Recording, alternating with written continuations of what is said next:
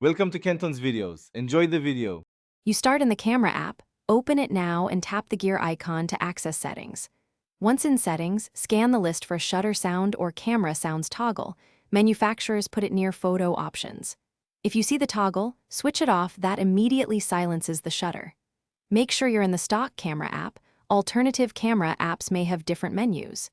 If the toggle is present, this is the simplest and fastest way to stop the sound. If the shutter toggle is absent, mute the phone instead. Press volume down until you hit vibrate or silent, or pull quick settings and tap sound to select silent. You can also enable do not disturb to suppress system noises. Make sure media is not overridden. For a persistent shutter, go to settings sounds and vibration system sounds and toggle other camera-related sounds off. These steps work because the camera uses system audio channels that follow the phone's overall sound profile. Finish by taking a quick photo to confirm silence.